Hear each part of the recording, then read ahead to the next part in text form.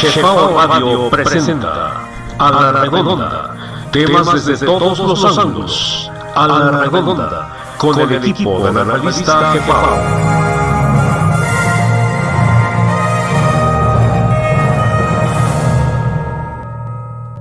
Muy buenas tardes o buenas noches. Hoy es 30 de junio de 2021. Este es su tercer programa A la Redonda, temas desde todos los ángulos. En esta ocasión con el tema 30 de junio, Noche de la Victoria. Pero también nos acompaña nuestro amigo, el ingeniero Saucedo. Buenas noches, Genaro. Buenas noches, Francisco, ¿cómo estás? Pues Bien, aquí gracias. Nuevamente con un tema bastante interesante y pues muy ad hoc, ¿no? En la fecha, el 30 de junio de 1521, cuando se da la gesta heroica, ¿no? de la defensa de México Tenochtitlan. Así es. Es una parte histórica muy importante, porque hasta hace poco, según tenemos entendido, a esta fecha se le llamó la Noche Triste, pero de un tiempo para acá se le ha cambiado el nombre a Noche de la Victoria, y de hecho en el árbol conmemorativo que está en Popotla, en la calle de Popotla, o en el barrio de Popotla, mejor dicho, hay una placa conmemorativa que en 2019 se le puso, donde se lee perfectamente que dice la Noche de la Victoria, en memoria de la Noche de la Victoria. Y es justamente algo que mucha gente estuvo buscando que se lograra, porque prácticamente los que sufrieron el agravio, por llamarlo así, los mexicanos, no tenían por qué haberlo llamado Noche Triste, ¿no? Sino los agraviados, los mexicanos, pues debieron haber llamado desde el principio Noche de la Victoria. Y a tu juicio, Genaro, ¿cómo es que este hecho resulta tan importante para nosotros mexicanos? Es un hecho muy, muy importante, ya que se da la aceptación de que nuestra historia no empieza en la Guerra de Independencia, ¿no? El inicio de la Guerra de Independencia, sino que se reconoce nuestra cultura milenaria, ¿no? Y pues esta fecha en particular pues es una parte de esa historia milenaria que ha tenido nuestra cultura, ¿no? Y que a pesar de estos reveses y el llamado mestizaje que se da en nuestra cultura, que realmente no existe como tal, es más un mestizaje ideológico, más que un mestizaje de sangre, que es lo que han hecho creer. Nos da una pauta en la cual reconocemos a nuestros próceres o nuestros héroes antes de la llegada de los invasores europeos. Entonces, esto es de suma importancia, y leía esa parte de un artículo que lo saca, por cierto, en su portada el periódico El País, en donde habla sobre lo que hace el gobierno de la Ciudad de México en conmemoración a este evento de la Noche de la Victoria, y que también hasta cambian el nombre, ¿no? De la calle del Puente de Alvarado. Hay un poquito un poquito en cuanto al Puente de Alvarado, dicen que porque con una lanza brincó uno de los canales de aquel entonces, y que de esa manera se pudo poner a salvo de los ataques brutales de nuestros grandes guerreros, y que por eso se llamaba el Puente de Alvarado, ¿no? Y dice que cómo es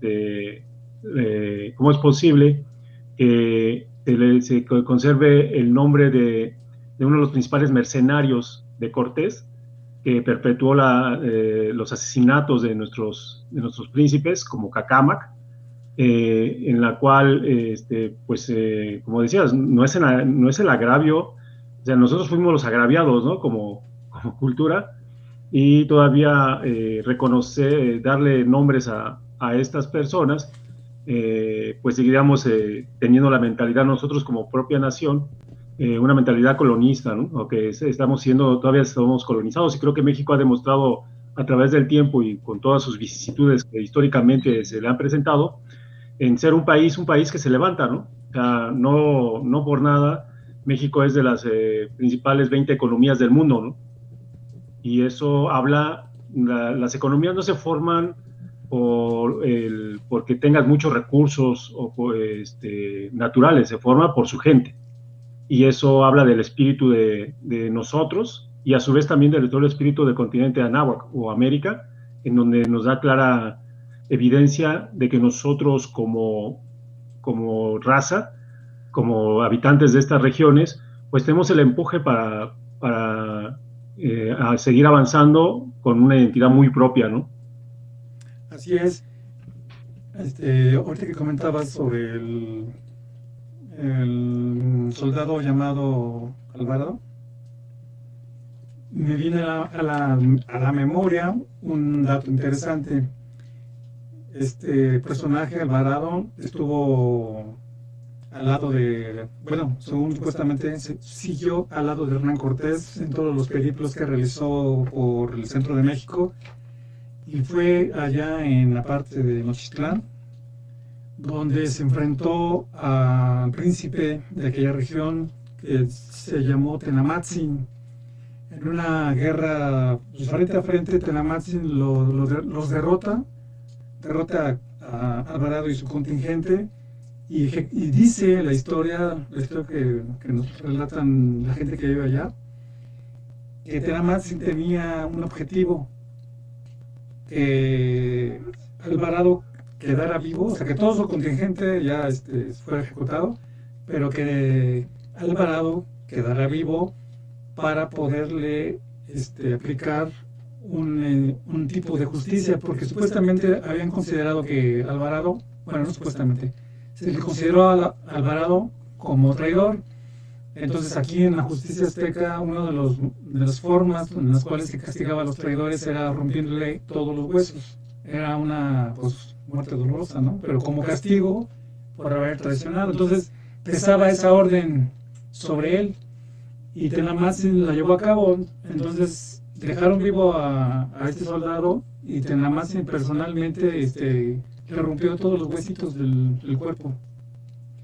Cuenta la historia oficial que cayó del caballo y el caballo lo pisó y por eso estaba todo maltrecho, pero en realidad esta es la razón. Según cuenta la gente de allá de Nochixtlán, esta fue la razón por la cual Cortés lo encontraron, Alvarado fue encontrado todo magullado, porque Tenamatzin personalmente le ejecutó la orden que pesaba sobre él y le rompió los huesos por traidor. Entonces es interesante la versión oficial, o la más conocida, de que el caballo lo tiró y lo pisó, y esta versión de Tenamatzin pues no es muy conocida. De hecho, hay una estatua ahí en Nochixtlán con la efigie de este guerrero, y están proponiendo que se le reconozca como héroe nacional, porque este héroe nacional hizo justicia, así como el héroe Cuitláhuac se enfrentó. Y también tenemos datos donde se muestra que él también realizó una orden, digamos, judicial, una orden que en aquel entonces el Cihuacóatl se encargaría de ejecutar, que era apresar a todos los que habían organizado el magnicidio. Y sí, efectivamente apresó a todos, y la mayoría de las personas que estuvieron ahí sometidas pues fueron ejecutadas. Lo interesante de este dato es que el ejército azteca no perdió un solo hombre, pero sin embargo toda la gente que apresaron ese día, todos fueron ejecutados. Por eso una investigadora, Eulalia Guzmán, considera que Cortés no sobrevivió a esa noche, que por los datos que ella muestra en sus obras, ella dice que Cortés no sobrevivió, que todos los soldados y toda la gente que iba, pues fue ajusticiada, porque había la orden de detención y de ejecución por magnicidio. Y en todo caso, pues el que probablemente sí se salvó pues fue Alvarado, pero tarde o temprano se le aplicó la justicia. Y en este caso el guerrero Tenamatzin fue un príncipe, o sea, fue un líder de Nochixtlán. Es interesante porque Nochixtlán ahí fue el primer asentamiento de Guadalajara, y luego se trasladó a varios lugares como capital del virreinato de la Nueva Galicia. Y finalmente, después de la tercera, fue la vencida. Aquí donde está ahorita, que es que el Valle de Atemajac, perdón, ya está Guadalajara, pero tuvieron que cambiarla porque donde quiera que la ponían, los guerreros jaliscas de aquella época destruían, o sea, vencían a los invasores. Eso no se cuenta mucho, pero digamos que el virreinato terminaba justamente donde está Jalisco. Cuando caen los jaliscas, o en todo caso logran vencer la resistencia, el virrey de Mendoza logra vencer la resistencia, bueno, pues ya empieza la incursión más al norte, ¿no? Pero lo interesante, volviendo al tema del 30 de junio, es que prácticamente por los datos y por todo lo que hemos leído hasta ahorita, ojalá que haya más datos, si tienen datos, pues por favor, compartan. Pero lo importante es eso de que se hizo la defensa, se ejecutó una orden, se hizo la defensa, se apresaron a las personas, se les ajustició porque esa era la orden. Pocos se salvaron. Eulalia Guzmán dice que Cortés no. Alvarado sí, porque aquí dice que nada más se lo ejecutó posteriormente, pero la defensa heroica demuestra que uno de los mitos más comunes que se ha manejado de por qué cayeron los aztecas o el imperio azteca es porque tenían armas inferiores a los europeos. Pues no, en realidad esto demuestra que no era así, que muy probablemente, y eso lo veremos más adelante, muy probablemente lo que más pesó para la caída de los aztecas fue la traición. Imagínense que Alvarado pesó una muerte tan dolorosa por traición. Imagínense lo que pesaría sobre las demás personas implicadas en la alta traición que los llevó al magnicidio del señor Moctezuma. Y eso demuestra que hay cosas más difíciles de vencer que las armas. No solamente la tecnología es importante. Como comentaba Genaro, como tú comentas, perdón, Genaro, nuestros guerreros tuvieron fama mundial, fama regional en todos lados, de ser hombres imbatibles. O sea, gente que podía pelear horas, gente que podía luchar con 10 personas al mismo tiempo, que era muy rápida, que podía montar a caballo, bajar a caballo. Incluso se cuenta, hay vestigios y datos en libros que eran tan veloces como un caballo, obviamente en carreras cortas, ¿no? Porque pues, tampoco se trata de ser así con fábulas, pero sí se menciona que tenían mucha habilidad y no tenían miedo. Una de las cosas de no tener miedo, y ellos eran famosos por no tenerle miedo a la muerte. De hecho, hay un escritor que menciona que la principal divisa, o sea, calidad y característica de los aztecas es que no le tenían miedo a la muerte. Entonces, un pueblo que no le tiene miedo a la muerte, pues es un pueblo indomable, indómito, no se le puede someter. Por eso hay un autor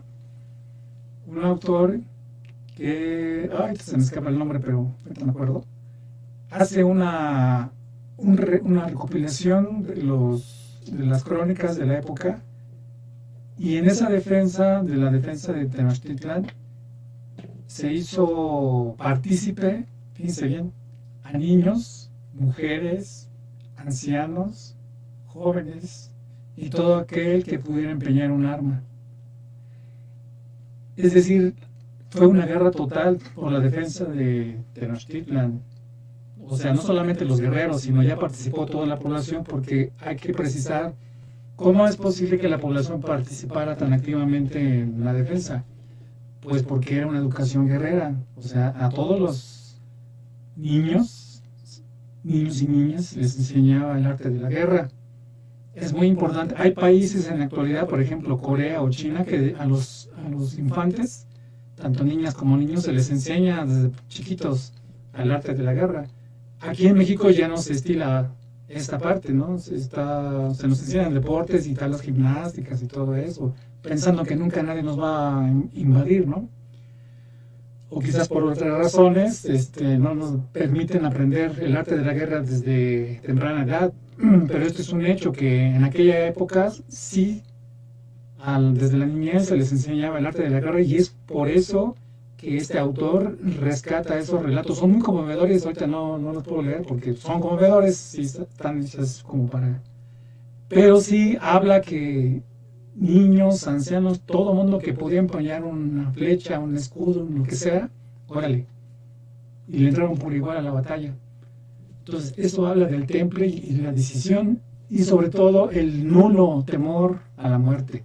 Porque justamente es el temor a la muerte lo que nos domina, nos obliga, como decía un pariente lejano que ya grande, estas juventudes se dejan espantar con el petate del muerto, o sea, con el coco. Así es que claro, entonces, esto es lo interesante lo que tú comentas sobre nuestros guerreros mexicanos.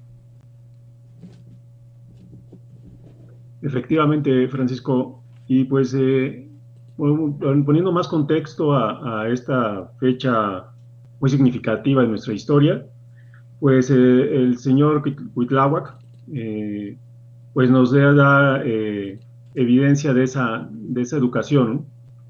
Se menciona en la historia que es el señor de Iztapalapa, en el cual estuvo supuestamente preso en el cautiverio, en el cautiverio del señor Moctezuma, y tras los problemas suscitados tras la matanza del llamado Templo Mayor, para apaciguar, según esto, los ánimos, ¿no? Los ánimos de la población, es liberado, y él empieza a organizar, ¿no? la defensa, ¿no? Por otra parte, podemos leer muchos datos. Uno se puede meter a libros antiguos como recientes, publicaciones en la web, todo eso, y pues uno se empieza a ver contradicciones, ¿no? Por doquier hay contradicciones, ¿no?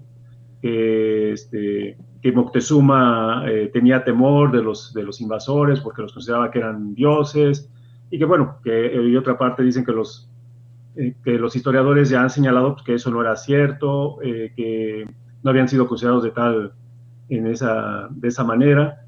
Sin embargo, lo que aquí es importante es el tema de que se establece una estrategia para la defensa de la ciudad, ¿no?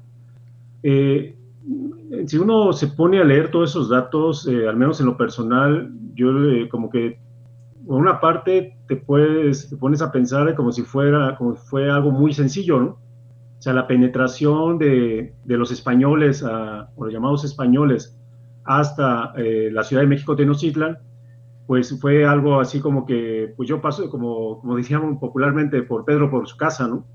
Y no hubo oposición de nadie, o sea, supuestamente los tlaxcaltecas se opusieron en esa zona, y después, tras ser vencidos por unos cuantos hombres españoles, están hablando de cerca de 800 o 400, de 400 a 800, es ahí donde entran las contradicciones de la historia, o sea, no marca ninguna cifra precisa. Ellos se alían porque, según esto, los aztecas eran los tiranos de la región, porque tenían que tributarle una serie de cosas, ¿no? La población, la región de Tlaxcala realmente no actualmente es una región pequeña, y de hecho hay algunos que por ahí en la BBC, un blog de la BBC menciona que por qué razón los tlaxcaltecas se unieron a los españoles para vencer a los aztecas, ¿no? Y todo eso, pero hay un autor, un cronista, por decirlo así, un cronista actual de la zona de Tlaxcala, en donde define el nombre de Tlaxcalteca o Tlaxcala, ¿no? Que habla sobre lugares entre peñas, o un lugar entre peñas, ¿no? O sea, como que él hace un acercamiento al idioma y dice, pues, hay unas peñas.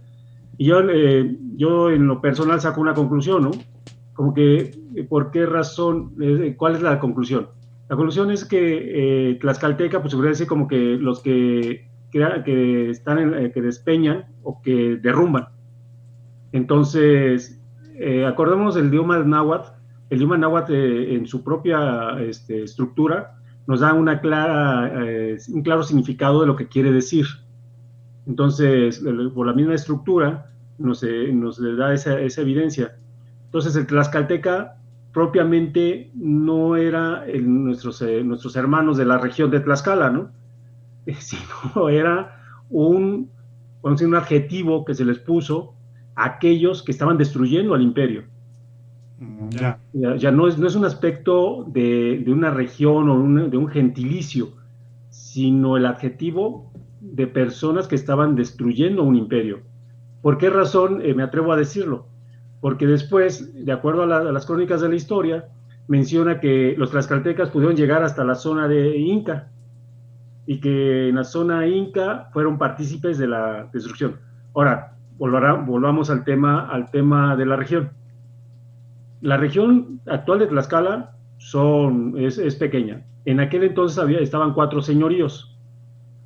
¿De qué tamaño podía ser la población de aquel entonces? Si en la zona centro, algunos autores mencionan que más o menos había 20 millones de personas, y que las regiones de Tlaxcala pues no tenían una población tan grande, ¿no? Sin embargo, vemos datos que más tlaxcaltecas y más tlaxcaltecas, y que ellos ayudaron junto con las regiones totonacas, según eso, ayudaron a vencer a los aztecas.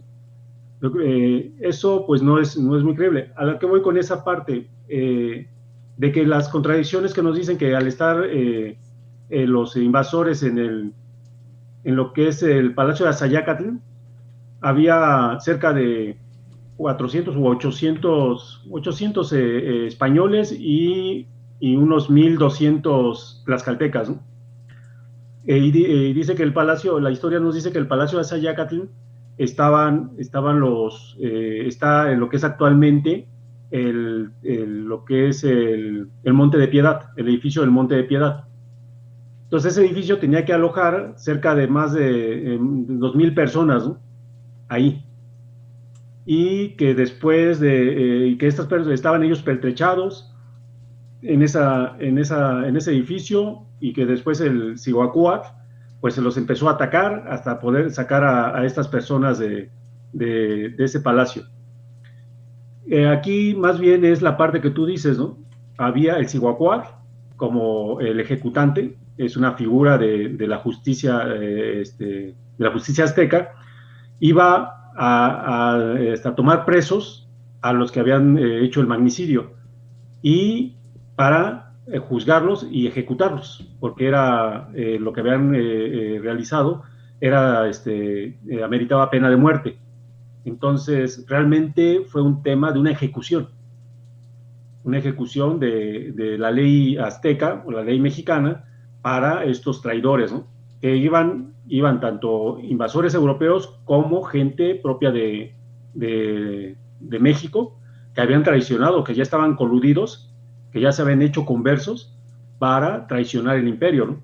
Y sabemos que la historia nos dice que, según eso, tras la huida de Cortés, para llegar otra vez a la zona de Otumba y después llegar a Cholula y llegar hasta el puerto de Veracruz, se perpetró, después de un año retornaron, ¿no? O sea, se tardaron un año, según esto, en retornar para tomar y sitiar a México Tenochtitlan, ¿no? Sin embargo, eso realmente lo que pasó, y tomando como un hecho lo que mencionas de que Cortés no salió librado de esas ejecuciones que se llevaron a cabo, lo que sí fueron los preparativos para llegar con millones de personas de Allende el Mar para la invasión a México Tenochtitlan. O sea, sino estaríamos siendo otra vez ilusos empezar de que una horda de individuos sin educación, sin nada, llegaron y derrumbaron un imperio de los más grandes que han existido en la historia de la humanidad. Pero no podemos ser tan ilusos en ese sentido, y pues lo pueden argumentar muchos historiadores de este siglo, del siglo pasado y del antepasado, cuando se empieza a escribir más sobre la historia de México, pero no es así. O sea, la lógica nos dice otra cosa, y creo que esa es una parte fundamental que nosotros, como herederos de esta cultura, pues lo tengamos muy claro, ¿no? O sea, una nación de tal magnitud en cuanto a poderío en donde las redes comerciales se extendían a lo largo y ancho del continente americano, no pudo haber sido destruida por una horda de salvajes, sino que tuvo que haber conturbio con gente de las mismas regiones y con los propios invasores de Allende el Mar. Sí, efectivamente.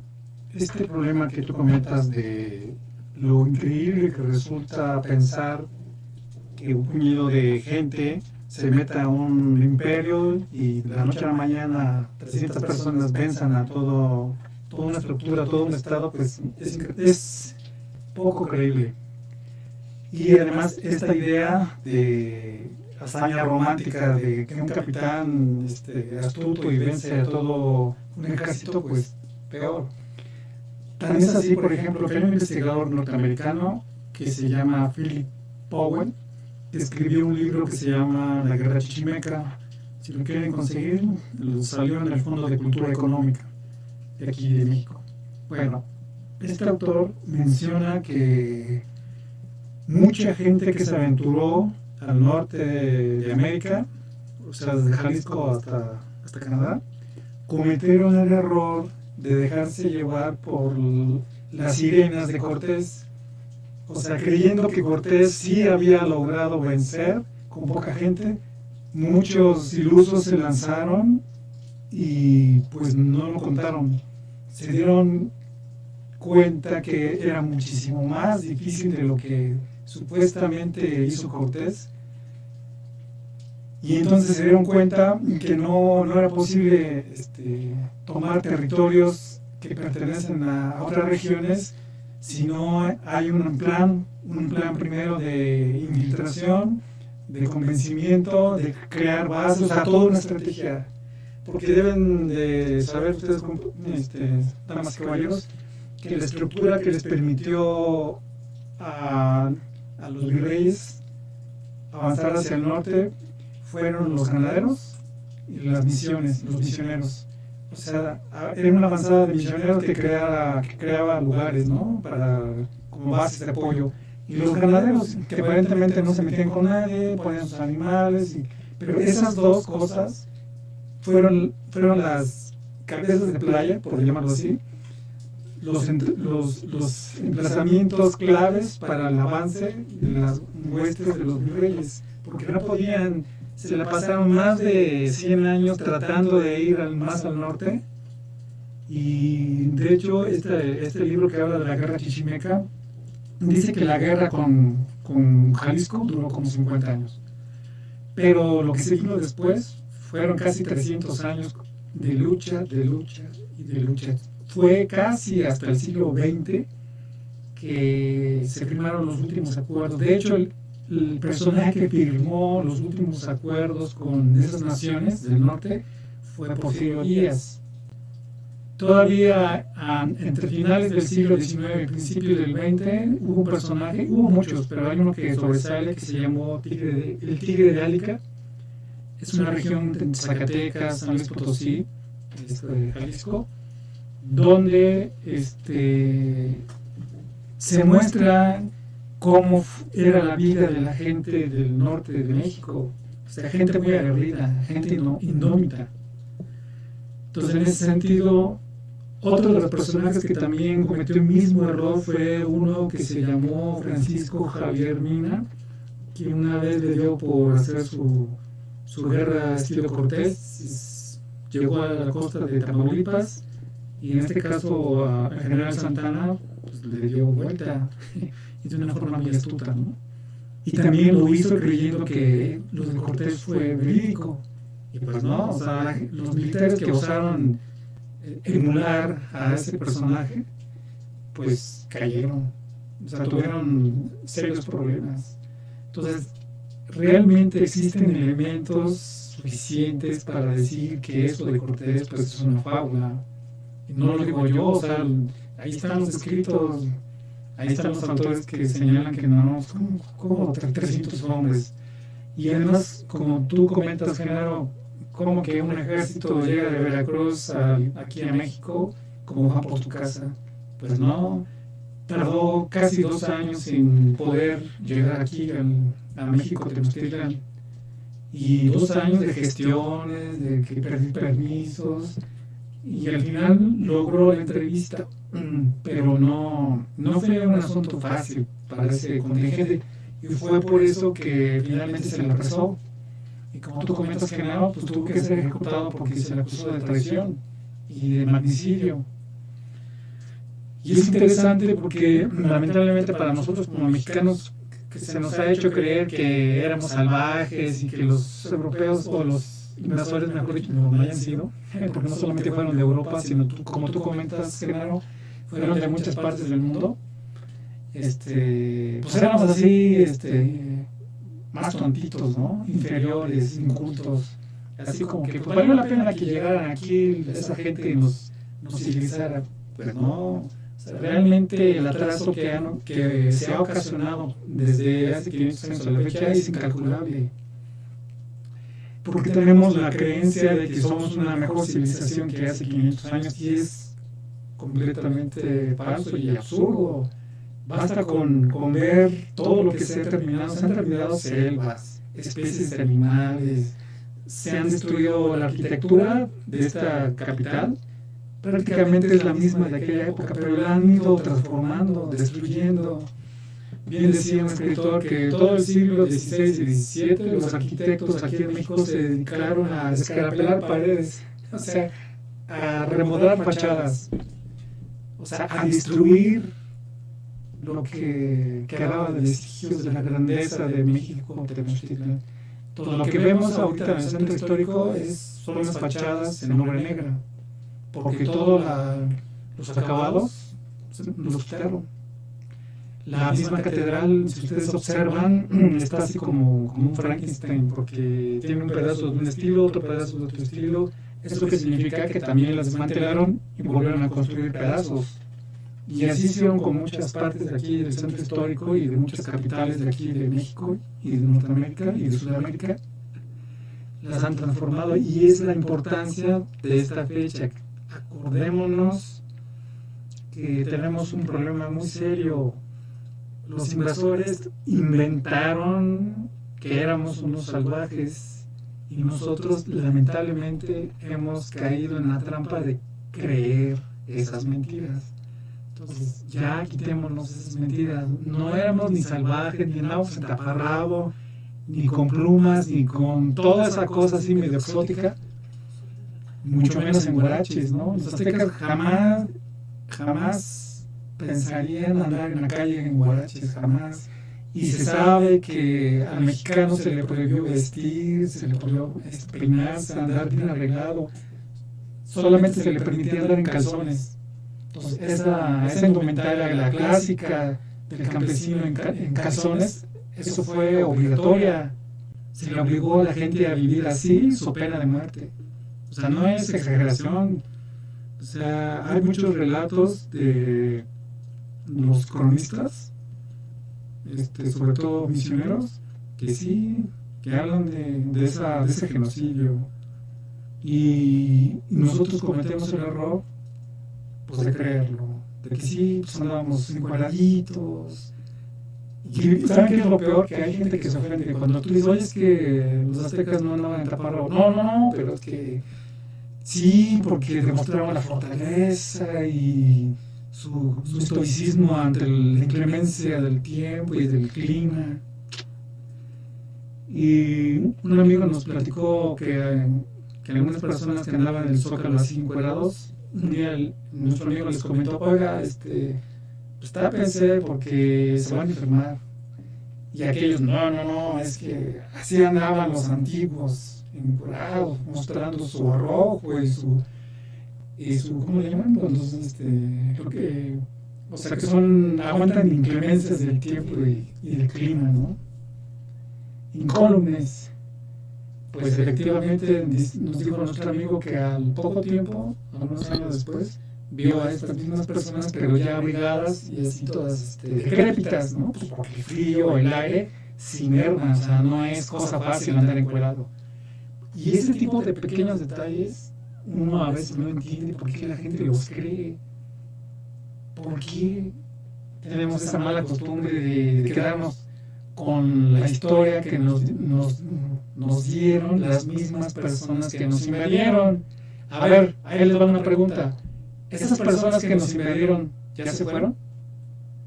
¿Ya están en otro lado? ¿Qué fue de esas personas? ¿Nunca se han preguntado? Bueno, se los dejo de tarea. Entonces, Genaro, ya casi para irnos, ¿tienes alguna otra observación? Sí, aquí quisiera un poquito recalcar la figura del señor Cuitláhuac, nuestro gran Tlatoani Cuitláhuac. Hay varias excepciones de su nombre, no voy a retomar igual la parte que como sabemos siempre la denigración hacia a nuestros próceres, sino la parte de una interpretación que hacen muy interesante, ¿no? Hay un supuesto pasaje en donde la llamada Malinche o Malinali, que realmente ahí la acepción es, se les llamaba malinches a aquellos que representaban a los invasores, y malinche en la lengua náhuatl significa torcido, degradado. Entonces, de hecho, hay un pasaje en donde cuando está el señor Cacámac y está sometido por ellos y le dice, oye, ríndete a nuestras creencias, a nuestra forma de vida, y el señor Cacámac les dice, oye, no lo voy a hacer. ¿Por qué? Porque ellos según le prometían la vida eterna, el que viviría un poco más, que tomaría posesiones en estas tierras. Dice, me ofreces algo que yo siempre he tenido, riqueza, poder, y tú no está en tus manos el prometer algo que ni siquiera tú lo conoces, ¿no? Como es eso que llamas la vida eterna. Entonces les dice, malinches, recuerda que hemos empezado algo y nos volveremos a encontrar para terminarlo, ¿no? Después, el señor Cacámac fue ejecutado por ellos ante ese terror, ¿no?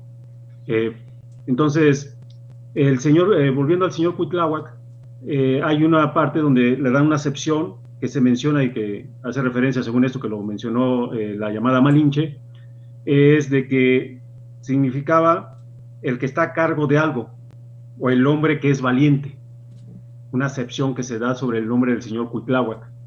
Entonces, pues es el que empieza a enarbolar esa defensa, en defensa de nuestra gran cultura continental. Hacemos hincapié en continental, porque si nos vamos a la zona de Norteamérica, con sus propios matices, a la zona de Sudamérica, con sus propios matices regionales, pero vemos que la historia fue escrita por la misma mano, ¿no? Entonces, se repiten los mismos pasajes.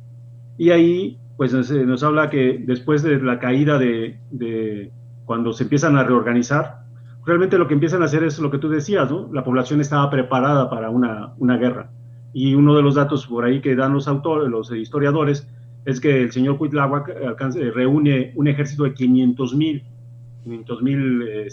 efectivos en un poco tiempo, ¿no? Entonces estamos hablando, imaginemos lo que son 500,000, o sea, alguien que ha ido, por ejemplo, a un estadio de fútbol, que normalmente son o un evento masivo, que reúne más de 50,000, 60,000 personas, pues es una masa importante, ¿no?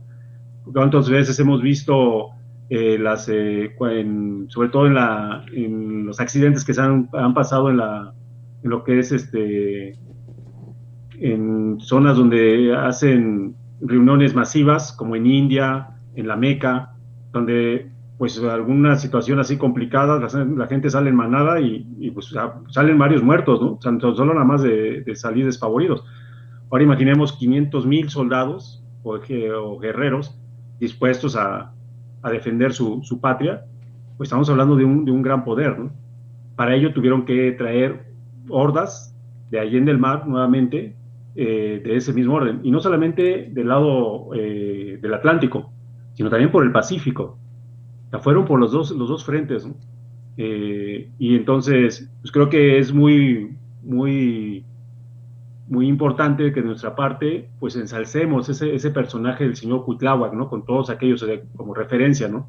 Hubo mucho más personajes que dieron esa defensa, y que, bueno, la historia lo marca como uno de los principales, ¿no? Porque fue nombrado el Tlatoani tras la muerte del señor Moctezuma. Sí, fíjate que esa parte que tú dices, cómo la gente que invadió, bueno, las personas que invadieron, los invasores, también desarrollaron una guerra idiomática, ¿no? O sea, empezaron a destruir nuestro idioma, al grado de que mucha gente que se dice nahuatlato traduce, como tú comentas, la palabra Cuitlahua con un sentido negativo, ¿no? Muy despreciativo, siendo que la partícula cui está en muchas palabras muy importantes. Por ejemplo, los quelites, bueno, pronunciamos quelites, pero su nombre más cercano es quintoniles o quintoniles, ¿no? O sea, la palabra cui denota eso, lo que guarda lo más precioso. Por eso hay en algunos idiomas la palabra cuil significa templo o pagoda o así, donde se adora a la divinidad suprema. Y vemos como con mucha facilidad, no, Cuitlahua significa tal cosa, y eso no, y lo peor, volviendo al punto, que hay gente que se dedica a estudiar y dice, no, sí, eso es correcto. Pues no es correcto, porque en realidad sí fue una guerra en todos niveles, una guerra ideológica, una guerra psicológica, una guerra militar, una guerra religiosa, una guerra en todos los frentes posibles. Y como tú comentas, Genaro, la gente que llegó, o sea, los contingentes de personas que llegaron fue enorme. Hay un escritor del siglo XVII, Francis Bacon, que habla de eso, habla de cómo se invadió. Este personaje lo que hace es velar su escrito, hablando de una nueva Atlántida, ¿no? Pero ahí da a conocer datos, y de hecho muchos escritores tuvieron que novelar sus relatos. Novelar relatos es más seguro para muchos escritores porque no se comprometen, pero nos dan datos, nos arrojan información valiosa que nos hace ver que todos estos relatos y todos estos dichos son reales. Y bueno, Genaro, ¿alguna otra cosa? Nos comentabas, ay, se me pasó, pero ¿alguna otra cosa?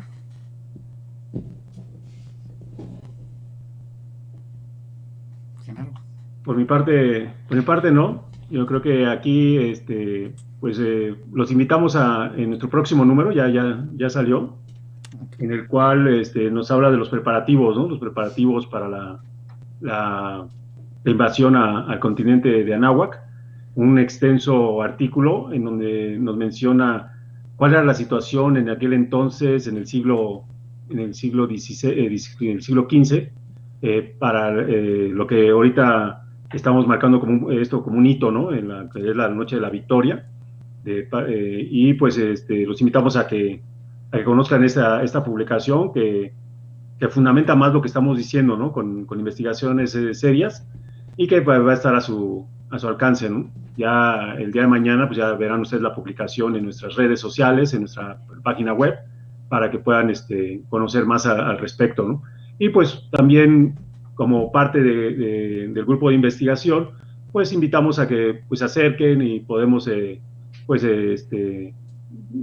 vertir más información, intercambiar comentarios, y para poder nutrir más la historia. Acuérdense que pues todos podemos hacer que esta historia sea realmente, nos sintamos orgullosos, ¿no? De nuestras raíces tan profundas. Así es, ya lo decía nuestro amigo, árbol sin raíz no da fruto. Bueno, pues creo que eso es todo. Ojalá que la gente quiera participar con nosotros, que nos dé sus comentarios, sus preguntas, que si tienen información o documentos, pues los compartan. Nosotros estamos en la mejor disposición. Y por nuestra parte es todo, y que tengan una excelente noche. Este fue nuestro tercer programa a la redonda, 30 de junio, la Noche de la Victoria. Muchas gracias. Hasta la próxima.